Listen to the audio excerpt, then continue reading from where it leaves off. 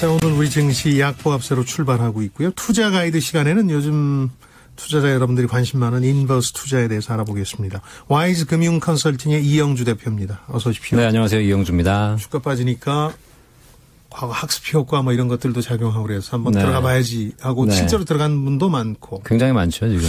뭐 최근 상황만 보자면 적어도 지금까지만 보자면 뭐 틀린 건 아니었죠. 그렇죠. 일부 맞추신 분도 계신데 또 약간 과욕 부리시는 분들도 계신 거예요. 맞습니다. 이제 한국거래소 발표 보니까 지금 현재 개인 투자자가 가장 많이 순매수한 종목이 일반 개별 주식이 아니고요. 그렇죠. 코덱스 200 선물 인복스 2X라는 그 ETF 종목인데 이런 종목을 지금 가장 많이 순매수하고 그다음에 이런 ETF 인버스 종목 약간의 투기성이 담긴 종목들이 상위 10위 안에 거의 서너 개를 차지하고 있습니다. 뭐 레버리지 투자에 대해서는 저희가 좀 설명드린 경험이 있는데 인버스는 이게 아는 분만 아는 거라 어떤 건지 조금 설명을 해 주셔야 되겠는데 일단 그냥 정상적인 투자 이런 건 아니죠. 그렇죠. 요즘 뭐 동학개미운동 하면서 개인 투자자들이 많이 들어오고 계신데 이게 뭐 동학개미운동은 말 그대로 좀 약간 외국인 투자에 비해서 국내 투자자들에게 더 이제 기회를 많이 갖자 이런 반외세 투자 운동이라고 하더군요. 이런 것들도 있는 명분이라도 있는데 사실 인버스 투자라든가 레버리지 투자는 사실 그런 명분도 없이 정말 투기성이 강한 그런 자금들이거든요. 그래서 그런 분들 좀 이렇게 오늘 이 시간에 한번 생각해 보시고 지양하실 필요가 있지 않을까 생각됩니다. 너무 또 관심이 쏠리고 있어서요. 물론 이제 투자 기법의 일환이고 그러니까 시장에 상품이 있는 거긴 합니다만은 위험성도 알고 계시라는 뜻에서 소개를 해드리는 겁니다. 인버스 ETF 투자 이게 뭐 어떤 구조인지부터 설명을 해주셔야 될 것 같아요. 네, ETF이기 때문에 주식시장에 상장이 돼 있고요. 실제 주식처럼 거래가 가능한 거죠. 일반 ETF는 해당 지수를 추정하되 그대로 정방향으로 추정하기 때문에 지수가 올라가면 ETF도 주가가 올라가는 것이고 정확하게 같은 비율로 올라가는 거죠. 같은 비율로 떨어지고. 주가 지수에 연동돼 있는 거죠. 그렇죠. 그런데 인버스는 말 그대로 인버스가 이제 역방향, 반대라는 뜻이기 때문에 반대 방향으로 움직이는 상품입니다. 그러니까 추정하는 지수, 가격이 종합주가 지수가 떨어져야 이 인버스 ETF가 수익이 나는 상품이기 때문에 정확하게 상품명에는 이렇게 되어 있습니다. 기초자산 종합주가 지수의 일일 변동률을 음의 1배수로 추적하는 상품. 어렵지만 꼭 마이너스로 플러스를 마이너스로 본다 그런 뜻이죠. 네. 그 주가 떨어진다 이렇게 봤을 때 여기에 이제 이른바 베팅하는 건데 실제로 주가가 떨어져서 돈들 벌었는지 모르겠군요. 이게 실제로는 이게 어제까지는 주가가 올라야만 돈을 번다고 생각했는데 주가가 떨어져도 내일은 떨어질 것 같아서 오늘 안 샀는데 그 맞춘 거잖아요, 어쨌든. 그렇죠. 그래도 돈을 벌 수 있는 방법이 있구나라고 생각해서 이제 투자하시는 것이 인버스 ETF거든요. 근데 이게 주가가 떨어질 때도 수익이 가능한데요. 어떻게 보면 이 주식 투자라는 것이 기업의 성장성을 두고 함께 성장하는 이런 투자를 하는 것이 주식인데 이것은 사실 거기서 본질에서 좀 벗어난 말 그대로 수익률 게임을 하는 맞추기를 하는 거죠.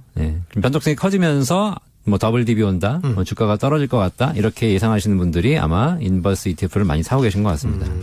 그 판단은 뭐 투자자의 몫이긴 합니다만은 어쨌든 상품 구조상 장기 보유할수록 손실의 위험은 커질 수 있는데요. 그렇죠?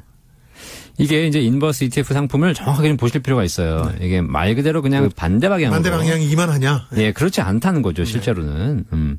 만약에 ETF와 정반대, 종합주가지수의 상승과 정반대의 구조라면 주가가 오르면 손실이 발생하고 떨어지면 원금이 회복하고 이렇게 되지 않습니까? 단순하죠. 자, 그런데 실제 구조를 보면 어떻게 돼 있냐면 주가가 떨어졌어요.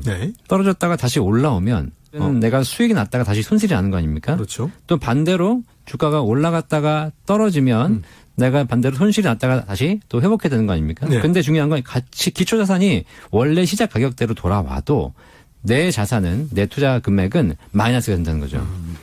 일일 변동률을 음의 1배수로 추적한다. 이 내용에 다 담겨 있는 겁니다. 이게 뭐냐면 내가 시작한 날부터 보는 것이 아니라 매일 일간 단위죠. 일간 단위로 바뀌는 것이고 율로 본다는 거죠. 자, 예를 들면 내가 지수가 100일 때 100원을 투자했습니다. 그럼 지수가 80이 되면 실제 가격이 20% 하락했기 때문에 나는 20% 수익이 난 거 아닙니까? 그럼요. 그럼 나는 120원이 되는 120원. 거거든요. 자, 그런데 다시 이제 주식 지수가 다시 회복한 겁니다. 80에서 100이 됐다. 100이 됐죠. 자, 그러면 지수가 80에서 100이 되려면 20%를 회복하는 것이 아니라 25%를 상승해야 되는 거죠. 나는 아까 120원 벌었는데 네. 120원에서 25%를 빠지는 겁니다. 그러면 100으로 돌아오는 것이 아니라 90이 되는 거죠. 반대의 경우도 마찬가지입니다. 그러다 보니까 이게 결과적으로 어떠한 경우에도 원금 손실이 지수는 그대로 돌아왔는데 내 잔고는 빠져 있는 상황이 발생한 거죠. 이 부분을 이제 잘 모르시거나 오해하시는 분들이 있어서 오늘 좀 자세히 설명드리는 건데요. 네. 그러니까 올랐다 떨어졌다 혹은 뭐 떨어졌다 올랐다 이럴 때도 그러니까 지수 그 자체로만 보면 원상 회복이 된 건데 네. 손실이 발생한다. 이게 맞습니다. 좀 납득이 쉽지는 않은데 현실이거든요. 네. 이게 금액으로 보는 것이 아니라 율로 보기 때문에 그렇습니다. 일간 단위 율로 네. 보기 때문에 그렇죠. 뭐 시간 되시면 한번 그냥 계산 한번 해보시면 충분히 나옵니다. 이게. 네. 자, 그런데 그러면 그럼 인버스 ETF 자체는 어쨌든 투자자들에게 이래든 저래든 변동성이 심한 시장에서는 손실을 보는 거 아니냐라고 얘기하시는 분들이 계신데 인버스 ETF가 유리한 경우가 있습니다.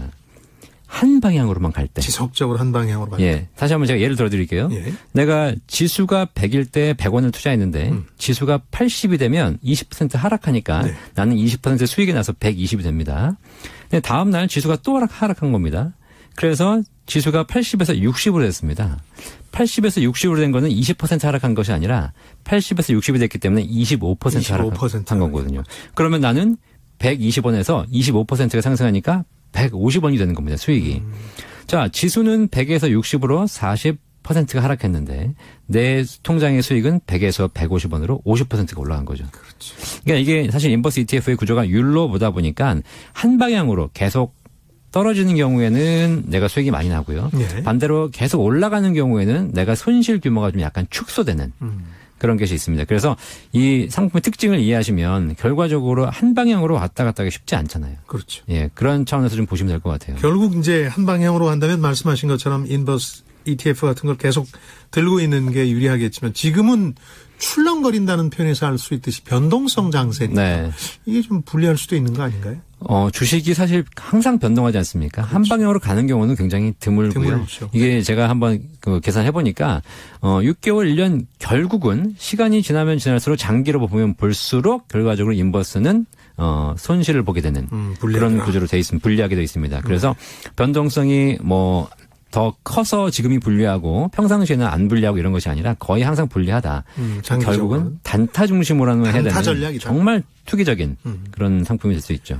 근데 더 이제 놀라운 게 개인 투자자들이 인버스뿐만 아니라 여기에 이제 레버리지라 그래서 곱하기 2. 네. 그러니까 빚을 더 얻어서 얹어서 하는 게 있거든요. 네. 이건 더 위험해 보이고요. 오늘도 보니까 거래량이 어쨌든 그냥 인버스 ETF보다 2x 레버리지에서 더 더블로 그렇죠. 더 떨어지면 더 많이 버는 이 상품 거래량이 4배, 5배가 많거든요. 그러니까 사실상 지금 개인 투자자들께서 어쨌든 약간 과욕을 부리시면서 떨어지는데 크게 베팅을 하고 계신 것 같아요. 예. 자, 이런 건 사실상 제가 보기에는 기관도 힘들고 전문가도 힘든데 이걸 매일같이 보면서 단타를 해야 되고 자, 이런 상황에서 한다는 것은 위험한 것 같고요. 이거는 사실 투자가 아니고 투기도 아니고 그냥 도박인 것 같아요. 도박. 진리가 있지 않습니까? 모든 도박의 설계 시의 확률은 도박장과 개인이 반반입니다. 네. 홀짝 반반이잖아요. 네. 자, 그런데 결론을 놓고 보면 결과적으로 투자자들이 거의 대부분 잃고 그렇죠. 도박장이 거의 99%를 가져가는. 여기서는 상품 설계 판매사 정도가 되겠죠. 그러니까요. 이 동학개미 운동만 있는 게 아니었군요. 인버스처럼 정반대 방향에 배팅하시는 분들도 있는데 이 참 위험한 대목이 한두 가지가 아닙니다. 이걸 알고 하시라고 저희가 오늘 와이스금융 컨설팅 이영주 대표께서 자세히 전해주셨습니다. 고맙습니다. 감사합니다.